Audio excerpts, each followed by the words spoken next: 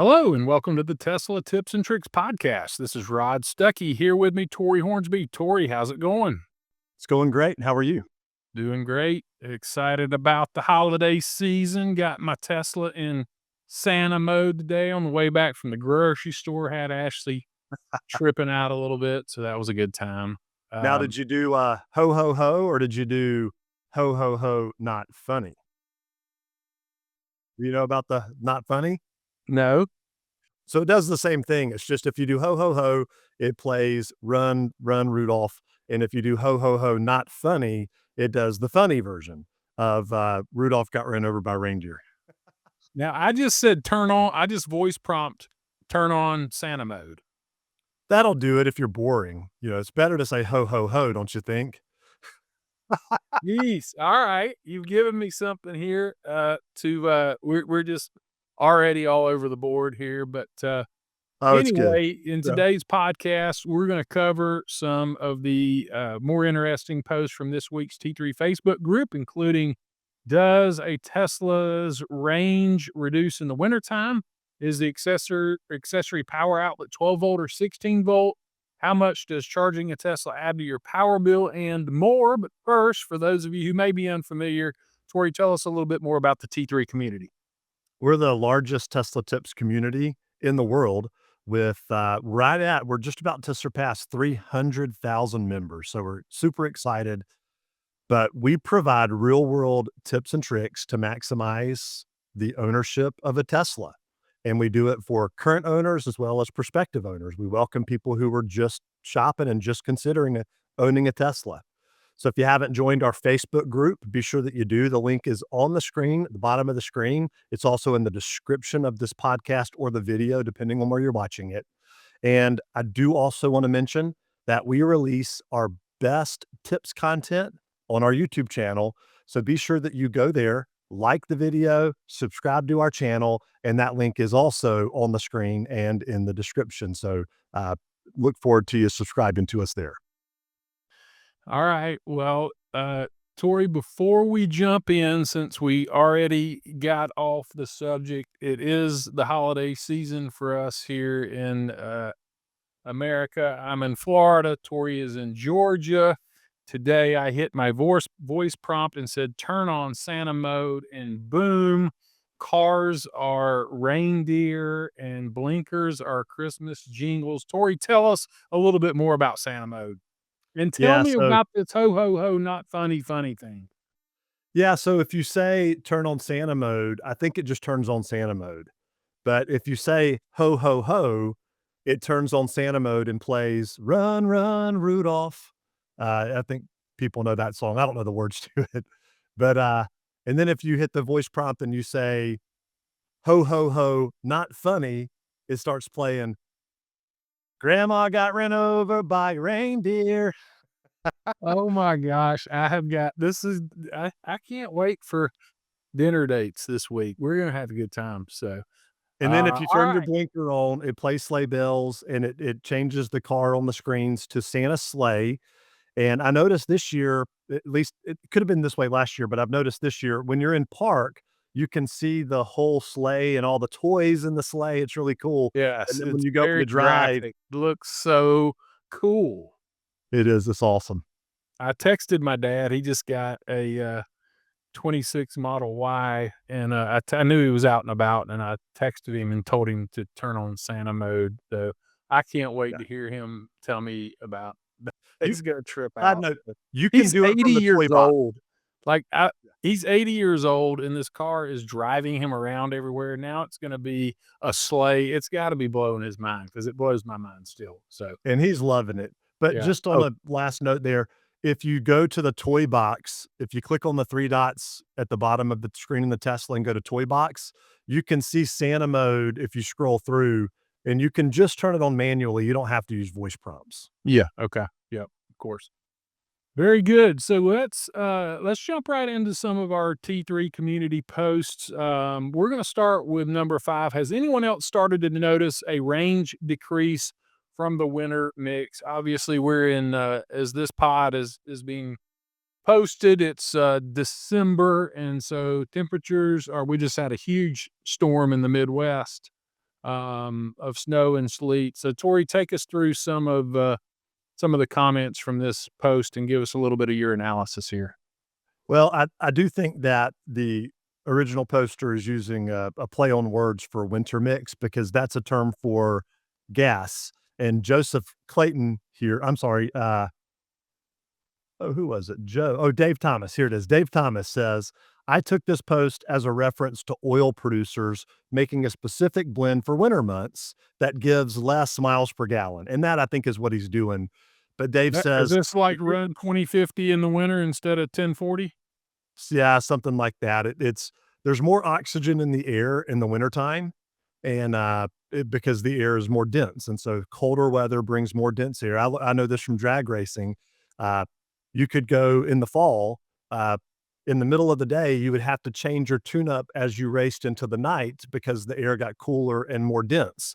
And so it was going to produce more power. And Same with interesting. jetting a two-stroke carbureted, super mini motocross bike. That's it. Yep. So he says the thing Dave says, "The thing is in a gas car, hardly anyone notices that, but you get in an EV, your range drops 5 miles and everyone freaks out.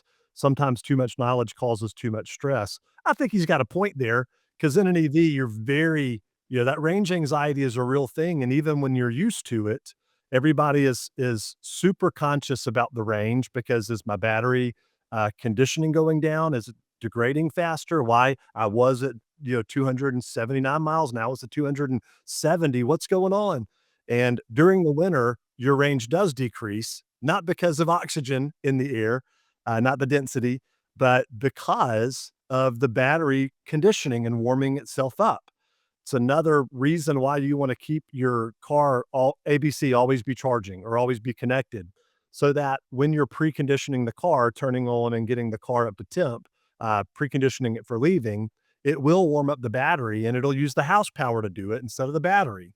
So if I get in my car and I did no preconditioning and it's cold and it's really cold outside, when I leave, you'll see the little snowflake on the car and you'll see, regenerative braking is limited because the battery's cold.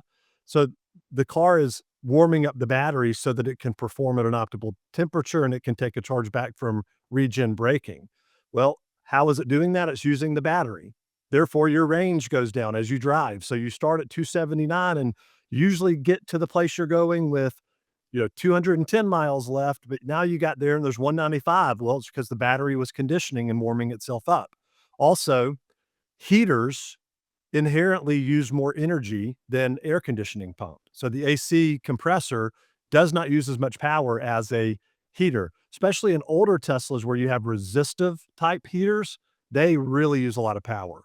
And in the summer months when it's warm, you're not using any seat heaters, you're not using your steering wheel heaters, so you're just typically using more power. But on a side note, it would be better to wear warmer clothes and to use seat heaters than it would be to use the heater in the car.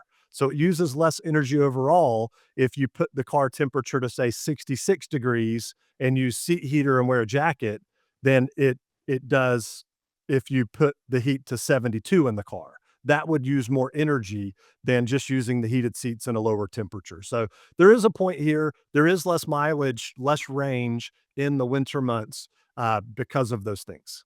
And Tori, just to clarify on Dave's post, and I think it's worth noting when we see, he says, everyone freaks out about 5 miles less range because ultimately we're all thinking about degradation and our battery wear and tear. This 5 mile reduction in range is not degradation. This is You're using more specific. power. Yeah, this is just specific to using more power. And so you're not in any type of situation where, oh no, like he's saying, everybody freaks out thinking I got a lemon, my battery's range is reducing when it's just using more power. That is correct. Yep. So okay, let's move on to the next post. Why do Tesla round cigarette lighter outlets in parentheses deliver 15.5 volts, which will likely damage many 12-volt devices such as tire inflators? So for those who don't know what he means by the cigarette lighter, We do. Yes, If we do. yeah, but you probably need to be at least in, like, your 30s or 40s to know what that is. Yep. Um, this is the round power port that you can plug an accessory into. Typically, people use this to plug an inverter into so that you can use a a you can charge your laptop with it. It's a normal plug receptacle for, 110 volts here in America. But, that's what this port is. So here's the good news. Most 12-volt devices are not limited to 12 volts. And even in an ICE vehicle, when you start the car and the alternator's spinning, they're usually at 13.5 to 14 volts. So they're not staying at 12 volts. The alternator is is actually running everything in the car, not the battery. And so the battery starts the car, and then the alternator recharges the battery from starting the car and then runs everything in the car while you drive. And so it's already made for a higher voltage, all of those accessories are. But you do want to be sure because Tesla, starting in, I believe it was 2021, it was. So the Model S in June of 2021 had the very first 16-volt battery instead of a 12-volt battery. So if you have a 2020 or older Tesla, your accessory outlet is 12 volts. If you have a June 2021 Model S or newer, then it's 16-volt lithium-ion low voltage battery. And Model 3, Model X, Model Y happened in 2022. So if you've got a 2022 or newer vehicle, you have the 16-volt battery. Where this really comes into play, Rod, is for inverters, those things that plug your charge your laptop. And those can be finicky. They can I have one specifically that works in every Tesla, but when I got into a Tesla and used it the with one that had the 16-volt lithium-ion battery, the blue light that normally turns on to say, "Hey, we've got power, we're good to go," it's red immediately. I plug it in and it goes blue red just immediately, and it does not work. And that is because it cannot accept 16 volts. So just look up before you buy, know before you buy that it will accept a 16-volt current. This is a related question from Joel Gentleman. He says, does that outlet have a fuse? Does a Tesla have any classic 12-volt type fuses? It appears to be a software controlled circuit breaker, but I do not know. And then Andre posted a picture, said, yes, might depend on the model, but usually a 15 amp fuse of the small kind. And there's a picture of the fuse box. So that was kind of interesting because I guess theoretically you should blow a fuse before you did any type of damage, I'm assuming. Right. So yeah, it's not about how much power you're taking from the car. It's being sure the original post is about will the device you're plugging in fry if it gets 16 volts instead of 12 that it's expecting. But to your point, Rod, this is a good point that if you are plugging something into that that's drawing more amperage than what it's intended, uh, some models do have a fuse panel, but a lot of these are just dynamically managed. And so it will blow a fuse, it'll stop working, but it's software managed. And so there is no physical fuse in a lot of the Teslas. I don't know which models have physical fuses or run it with software, but if that happens and it stops working and you don't have a physical fuse, it's typically 5 minutes or so, or you can restart the car and it'll work. I'm glad you mentioned that because that can be frustrating when somebody blows a fuse and there is no fuse. What do I do? Well, I'll Yeah. just give it 5 minutes and it'll automatically reset. Okay. Very good. All right. Well, let's move on to another common question we get. Very vague, but always fun to dive into a little bit because things are always changing. How much does your Tesla cost you on your electric bill per month? Yeah, this is a really big it depends. Loaded It question. Yes. Yeah. If you're out west, you're in California, I was looking at this the other day and, uh, it it's not uncommon, like PG&E is Pacific Gas and Electricity.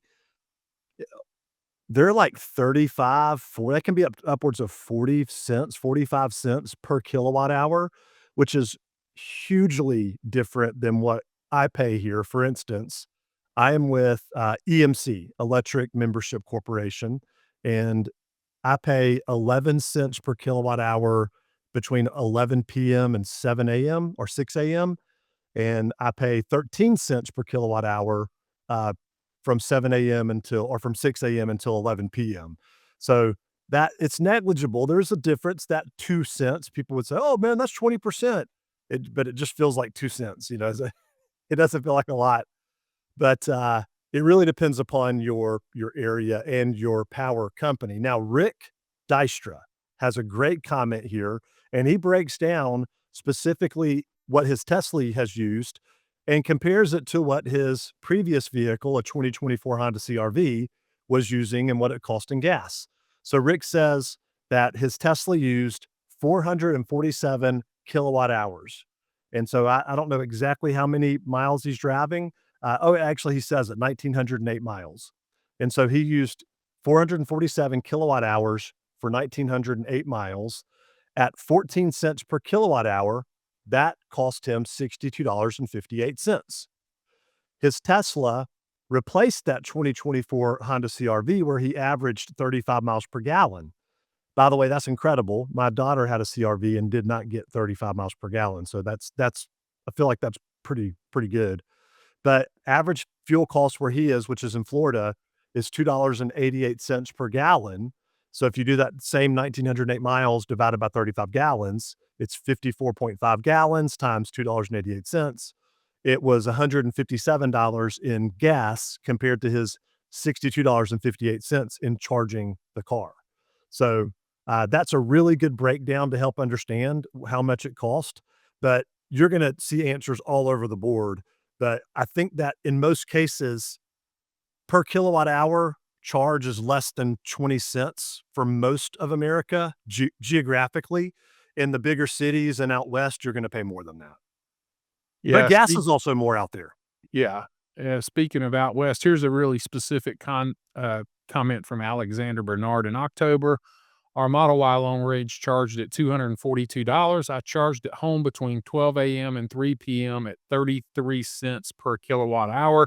We charge daily, overnight, maybe 6 to 7 days a week, located in the San Francisco Bay Area. So, and then there's a lot of comments from his comment basically saying, California and Hawaii are probably going to be your highest rates in the country. Yeah, Georgia Power is petitioning its board, it's all regulated. So it's petitioning its board to invest hundreds of millions of dollars in infrastructure for incoming data centers. So sometimes the electricity is not even, location based. It's just based on what could happen in the future. If there's going to be data centers coming out there, which those typically come into very rural areas. So I think we will see an impact in not just the cities, not just out west. I think we could see power cost increase at least some because of the data centers and other things that are going to happen in the future. But I have EMC. I mentioned I had a house where we lived about 5 miles from here, Georgia Power. It was more expensive per kilowatt hour 5 miles from here through Georgia Power versus EMC, which is less expensive. So there's different things that impact that rate. All right, we're gonna move on to our next post here. Kind of a basic one, but I've had something similar to this happen. So, anyone know how to get my car to stop auto navigating to my job? I give up. So, take us through Ruth's post here, Tori. Well, there is a setting in the navigation menu that is called automatic navigation. And what that does is it automatically routes to your home, to your work, or your next calendar event. So if you're somebody who for work is going to a lot of offsite appointments, you can link in your calendar to your Tesla. And when you get in at 12:30, it will automatically put the address in for your 1 o'clock appointment without you having to tap or touch anything. It will just automatically set that as your destination. So this original poster has automatic navigation turned on. But there's two parts to this question. So there's auto nav, which will automatically route you to work or home. And by the way, same thing if you're at work and you leave at 5 o'clock, it learns your system, it learns your schedule. And so if you have automatic navigation on, whenever you leave work and get in your car at 5 p.m., it will just have your destination set to home automatically. You don't have to press anything. So the original poster needs to turn that off. But there's a second part to this question because he says, from the job I quit. So your work address is saved in the system, and Ruth needs to change her work address or remove it. And the way that you do that is when you tap at the top left of the screen, when you tap the address for navigation, where you enter it, it will open up the ability for you to type in an address. And below it, there's a little icon for home and a little icon for work. If you want to change either of those addresses, you press it, tap it with your finger, and hold for about 3 seconds, and then it'll open up a screen that says, "Change your work address." So that's the two-part answer to this question is, if you go tap the destination address and then hold your finger on work, it'll let you change it there, then go into press the vehicle, go into navigation, and, uh, turn off automatic destination. Yeah, and I have my auto navigation, turned on, and I have my home put in, and, I didn't have my work put in, but I was going somewhere. I work from home usually, and I was going somewhere regularly in the morning, and it started assuming that was my work. So, it will try to kinda learn your normal routines as well. And I moved recently, and I could not figure out how to change my home address.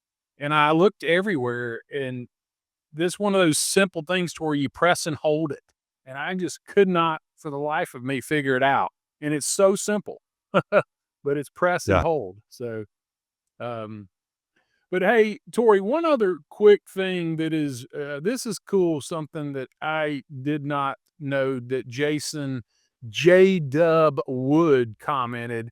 He says, slightly off topic, but another cool navigation feature in the Tesla app. So this is on your phone. Go to location and then type an address in the navigation field.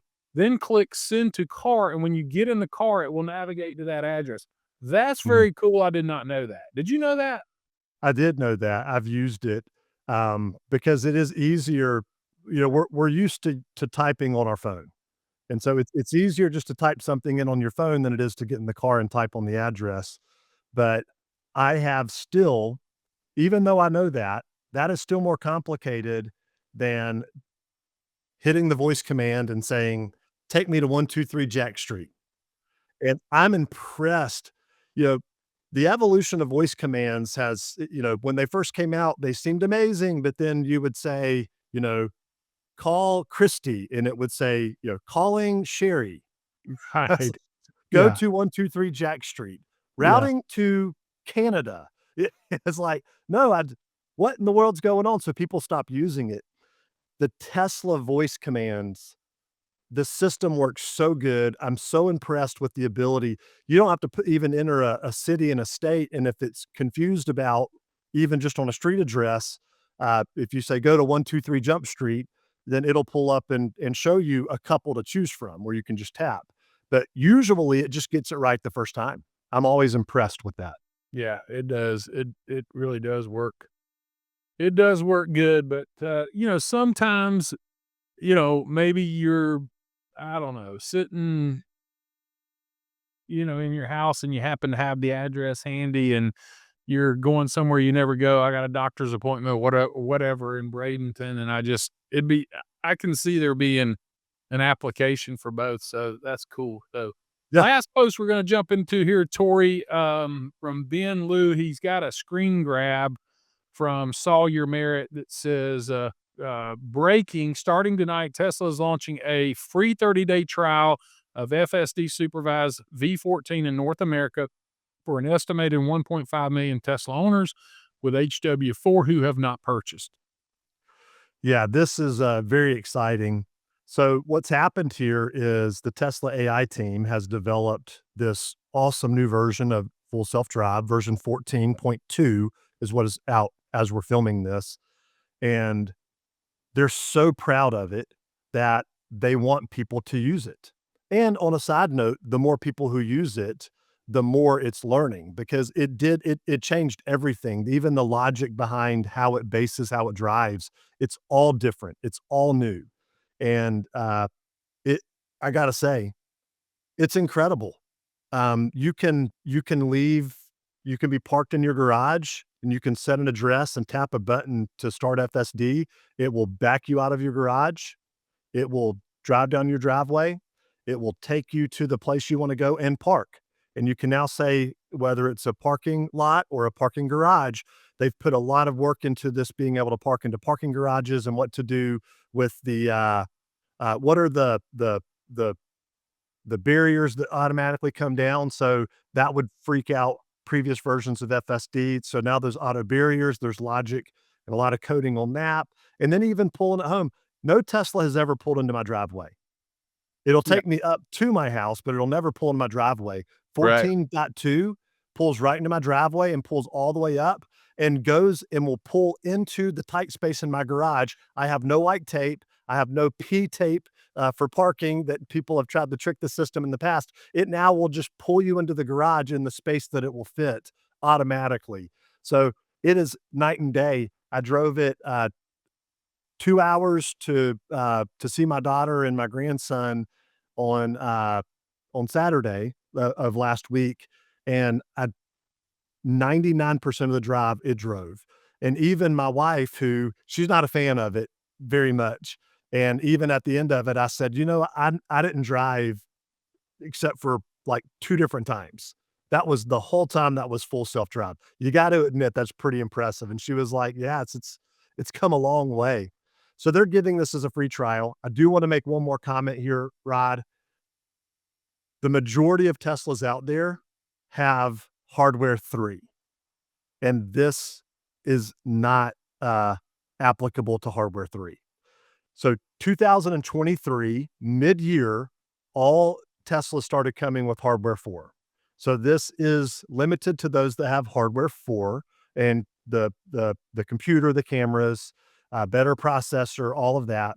And so, for those of us who still have, an older Tesla, I even say older, but even 2023, I was talking with Sam Dominic, our moderator, one of our admins, and his son has a 2021, or excuse me, a 2023 Model Y, and he has a 2023 Model Y.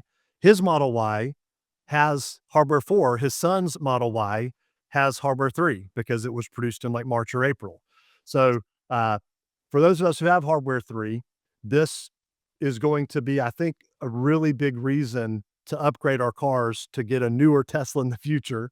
But, uh, you know, I do have to say that version 12, which is what I had in my 2020 Model X Performance, I was still impressed by it. It won't pull into parking lots and auto park very, you know, without doing some extra steps. It won't pull into my driveway. It's still really, really good, but version 14.2 is so much better, like all around better. I'm sure you think the same on that, Rod.